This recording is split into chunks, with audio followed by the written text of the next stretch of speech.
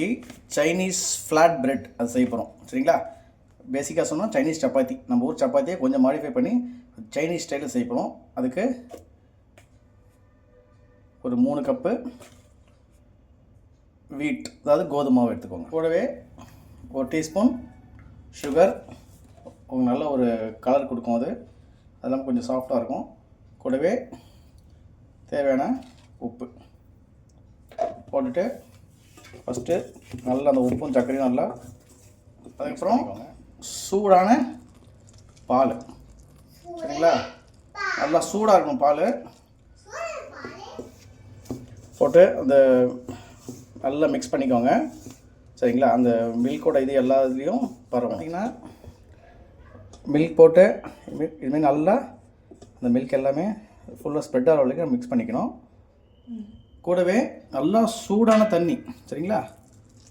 இப்போ தேவையான தண்ணி மட்டும் ஊற்றிட்டு கொஞ்சம் கொஞ்சமாக மிக்ஸ் பண்ணுங்கள், கையில் பண்ணாதீங்க. ஃபஸ்ட்டு ஒரு இதில் வச்சு ஒரு கரண்டி வச்சு நல்லா மிக்ஸ் பண்ணி விடுங்க.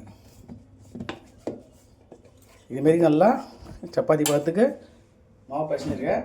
அதுக்கப்புறம் கொஞ்சமாக ஆயில் விட்டு நல்லா மாவை இதுமாரி அழுத்தி பிசையணும். சப்பாத்தி மாவு பழத்துக்கு பிசைஞ்சிட்டு லைட்டாக இதுமாரி நம்ம ப்ரெஸ் பண்ணிவிட்டு எண்ணெய் தடவி வச்சிடணும். இது வந்து ஒரு 15 மினிட்ஸ்லேருந்து ½ அன் ஹவர் நல்லா ஊறணும். அதுக்கப்புறம் பண்ணால் தான் அந்த நல்ல ரிசல்ட் வரும். பார்த்தீங்கன்னா மாவு நல்லா ஒரு ½ அன் ஹவர் நல்லா ஊறிடுச்சு, நல்லா சாஃப்ட் ஆகிடுச்சு பாருங்கள். ஸோ இந்த ஸ்டேஜில் ஒரு 2 நிமிஷம் மாரி நீட் பண்ணிகிட்டே இருங்க. தட்ட ஆரம்பிச்சிடலாம். ஃபஸ்ட்டு சைனீஸ் பொறுத்தவரையும் லேயர் தான் முக்கியம். இதுமாதிரி லைட்டாக தட்டிட்டு ஒரு போர்ஷன் ஆஃப் பட்டர். சரிங்களா?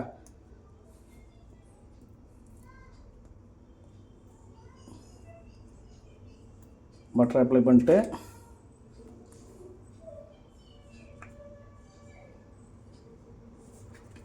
அப்புறம் லைட்டாக மேலே கொஞ்சம் பட்டர் பண்ணிவிட்டு